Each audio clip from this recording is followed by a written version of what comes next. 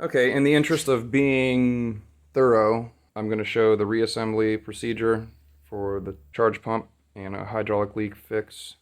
It's pretty much reverse of removal, so it's not terribly complicated, but I will show it here. And Bogart Boy here.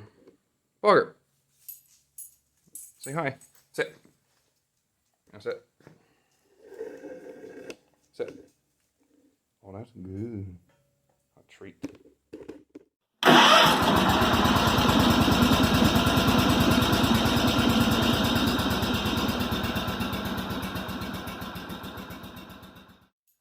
Okay, so the fuel tank is back in place. The wiring is laid roughly out where it should go. Some goes up to the seat. I've got some auxiliary crap here that we won't have again. I did replace the fuel tank grommet while I was in there. It was bad. It was just old. So I'll put this hitch plate back on.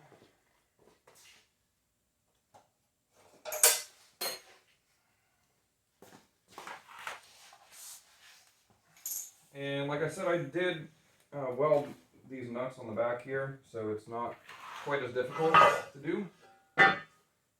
And since this is the Kawasaki model, there's a fuel pump back here and a fuel filter. So I wanted to make this kind of easy to access to get to the fuel filter. So yours will be a little different because you'll have to hold the nut on the back side, but it's basically the same thing. So there's a rod there. Oh yeah, that's right. This is going to go down in the hole. Like that. So the dipstick's got to get in there somehow. Come on. A little fiddly. Dipstick's in. And now we've got these 4 5/16 bolts here.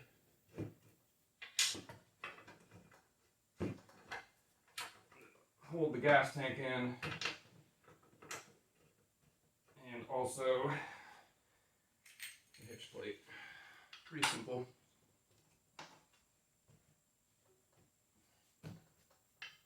Does hold it pretty snugly. So.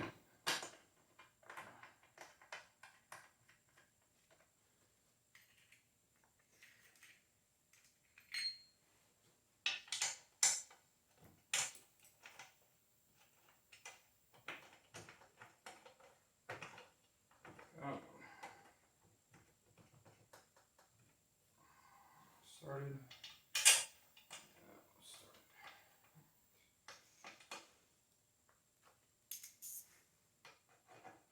No? Are they 3/8? Give me the 3/8. Yep. 9/16 head, so they're 3/8 bolts. Yeah, so this one is kind of a hybrid of a couple different machines. It has the aluminum rear end with no diff lock on it. Came with diff lock from the factory, and I don't remember if I explained this in the last video or not, but when I got this thing, it was overheated and the rear end was completely shot. Combination of the diff lock problem that's pretty common on these, where the pins will shear and cause all kinds of failure in there, and the bearings also went, like the axle bearings went south on this, and then they drove it with bad axle bearings and low fluid, and it's just, that thing was an absolute nightmare. So it was really cheap, and I actually met one of the guys from the tractor forum, and we picked it up together. He funded the project, and I put it together and then paid him back for it. But anyway, I got to meet one of the guys from the forums. That was cool, and we've continued to be friends since then, so that was fun. Kind of, I think, one of my first experiences in the garden tractor community was through this machine. Like one of my direct experiences, so that's kind of cool. So it has the aluminum trans in it, like it did from the factory. It doesn't have the cast iron, but it is not diff locked.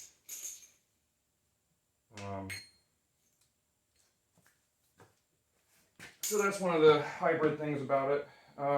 It did come with a 54-inch deck. I put a 44 on it. So I had some smaller properties I was running with it, and I put almost 800 hours, I think, on this thing in the last almost 10 years. And it really has sat for several years at this point, so I put several hundred hours on it in the first, like, 2 years. So, yeah. But it's been heavily modified. I've done a bunch of weird stuff to it. Just kind of playing around with it. Okay, so now that that's on there, we're going to get the fender pan on. That's why I'm bringing you further out over here. Okay. So, fuel tank's in. Pull the fuel cap back off. This is where you gotta do a little sanity check, make sure you've got everything in place. Fuel cap, one of the things I always do is I always forget where I put the fuel cap. So, put it on the ground, and then we're gonna hoist this up and over.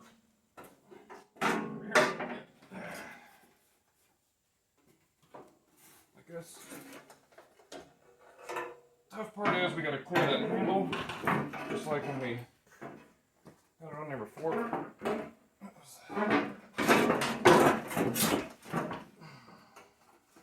from the side.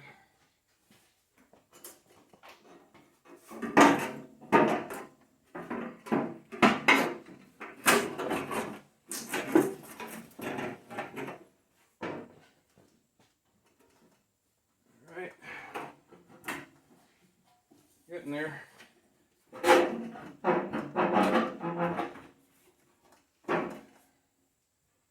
Still hitting the handle? Yeah, still hitting the handle. Now we're stuck up here. So we gotta get it to forward some. Still stuck on something like real bad. What is going on? Yeah, it still hasn't sit down.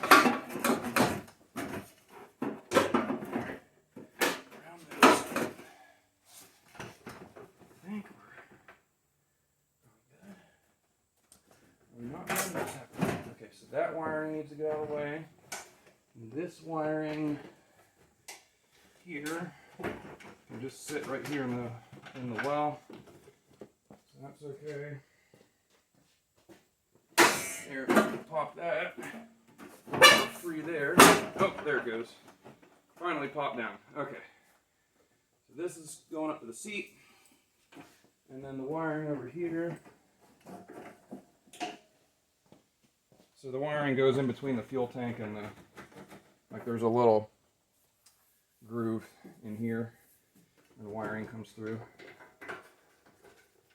Of course yours isn't going to be a big old freaking mess like this.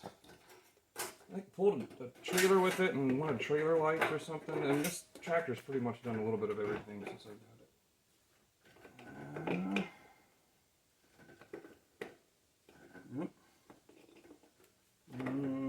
Thinking there, and probably there.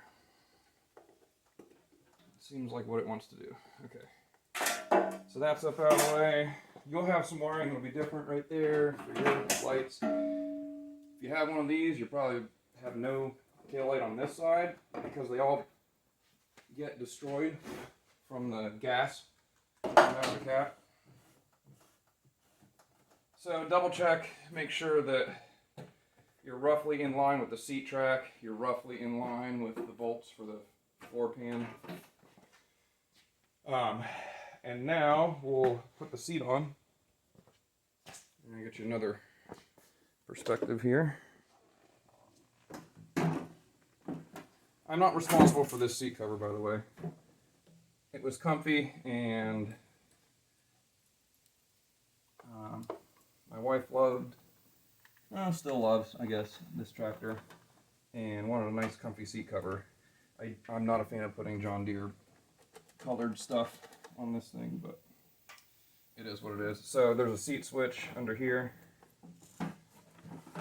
I'll flip the seat up this way, pull the wiring here.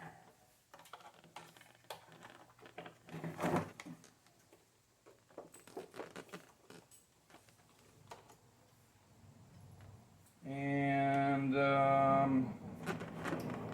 yeah, so I've got, I'll show you here. I've got some wiring of my own that I said I was going to splice. I think what I'll do is just pop.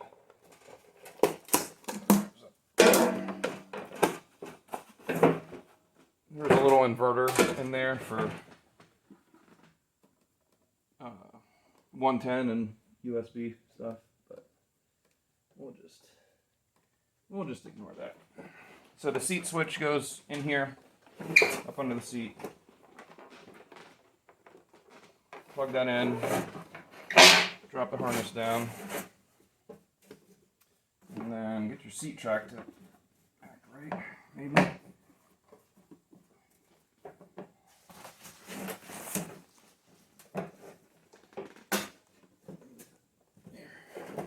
Alright.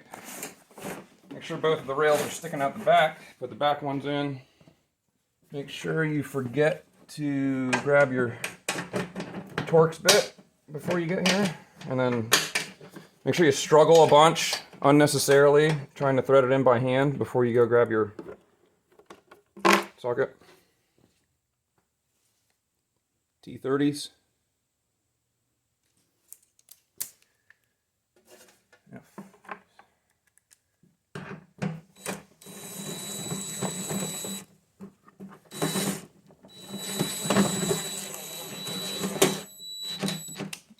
Didn't feel right. There it goes.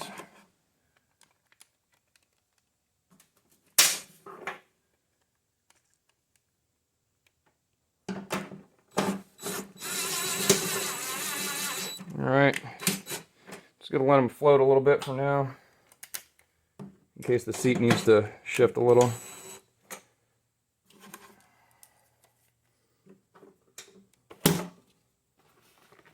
Slide it. Get to the front ones.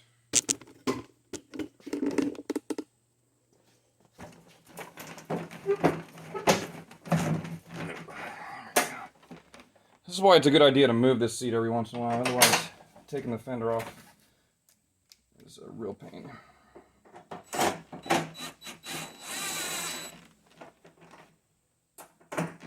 I remember I did fight these, but I can't remember how I ended up getting them out when I very first had it. Alright, they're all in place.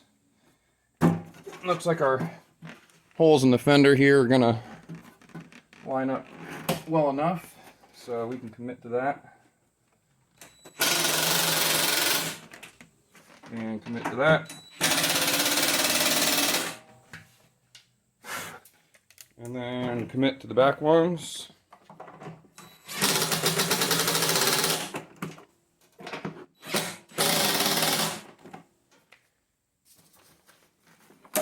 Okay. Scoochy scooch. All the way back. All the way back. Okay. Now we can get the fender pan bolted down. So it'll be fender pan, and then that little firewall thing, and then the panels and side panels. Not a lot left. Again, it's not a difficult job, it's just kind of tedious. So you might have some rubber mats right here. I took them off of this one so that that steel could breathe there. It was all wet and like jacked up, and it was a total wreck.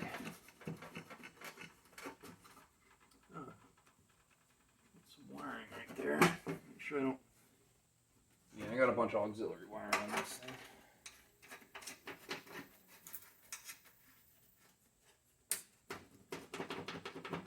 I'm gonna get all four loosely in first.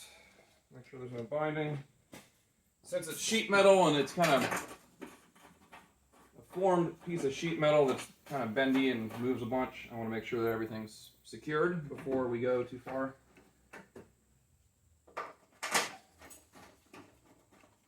Alright, those are in. So you've got one right here on either side, and one right, trying to look through the camera. One right there. There it is. Yeah. So 4 bolts. I'll zip them in. These are 5/16 with a 1/2 inch head. Yep.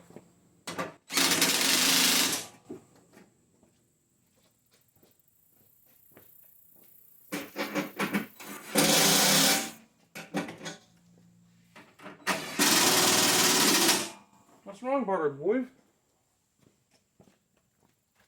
Alright, let's get the forward and reverse pedals on. I think we start at the inside and work our way back out, pretty sure. One thing I want to note before we put this shield back on here, that screen that goes over this area, is at the very bottom of these steering shafts, there's a boot that never gets greased. I'll show it before we get in there, but I just wanted to make note of it here for a second to kind of remind myself to remind you. Two big long ones, 2 short ones.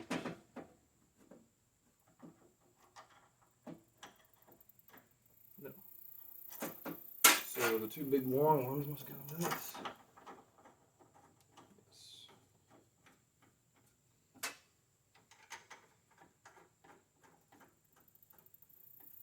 These are 3/8 bolts with 8 9/16 head.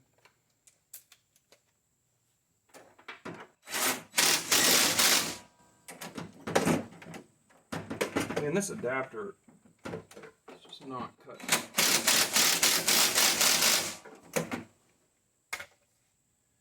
And then your forward pedal. Flop.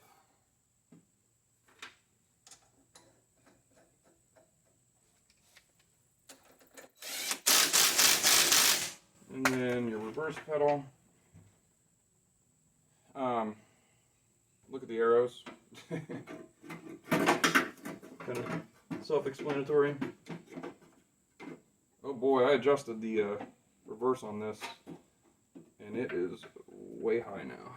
That should be plenty of reverse.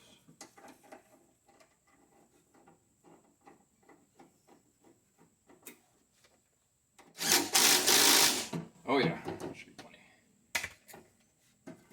Make sure everything works. Yep. Nice sloppy MTD stuff going on in there. Okay, now I'll put this screen on in here, and I'll show you that boot that I was talking about. So right here, at the bottom of the steering shaft, and you can see the whole shaft moving up and down because this is worn out. And there's a boot in here that never gets greased. It gets hot and gets all kinds of debris in there, but it never gets greased. So pull off this screen every once in a while, and I have a little, like a needle adapter for a grease gun. I shove grease down in there to make sure it stays nice and lubed up. Sometimes when the steering gets tight on these, it's not any, it has nothing to do with the hydraulics. It's just the mechanical linkage here, the mechanical interference. So this guy that we forgot about and tried to pull the fender pan off with, he's got 4 tabs. They slide through the firewall. And this is kind of a tricky bit. You gotta get them all to go through at the same time. And there, and then they've got little wing nuts that they gotta go into there.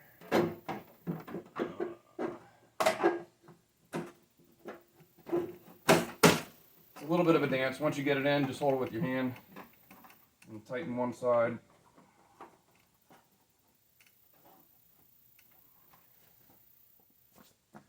Here, if you can see these little guys here. Make sure the tabs aren't pulled over the wing nuts. Sometimes I like to move. That's for battery charging. Another thing you won't probably have. And then one down here. And now we're ready for some side panels. And then we're ready for a test run. What do we got here? That's the other side.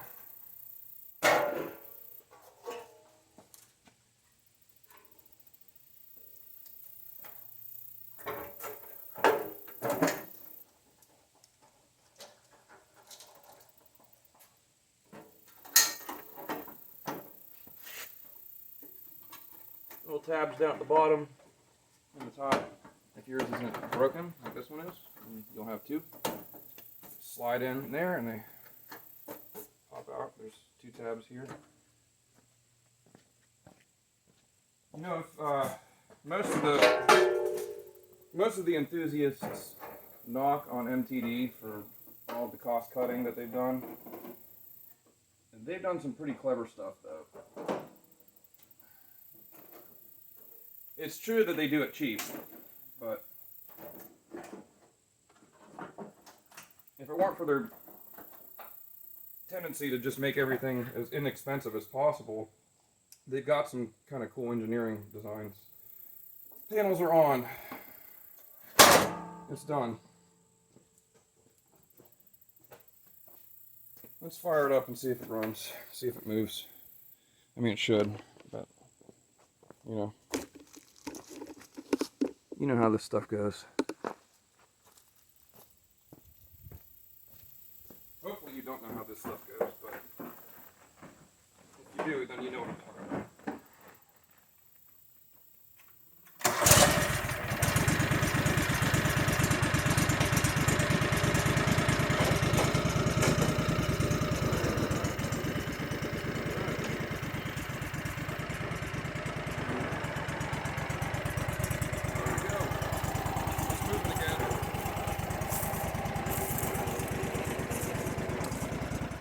All right, let's give it a test.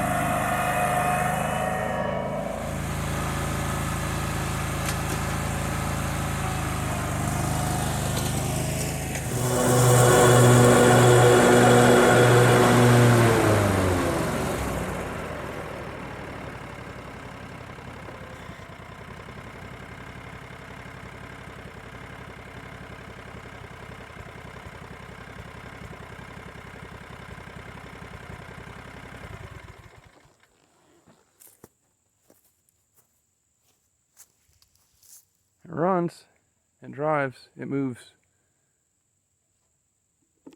It'll live to fight another day. Alright. Well, that pretty much wraps it up. Let's say goodbye to our beloved cubby. He's going to a good home.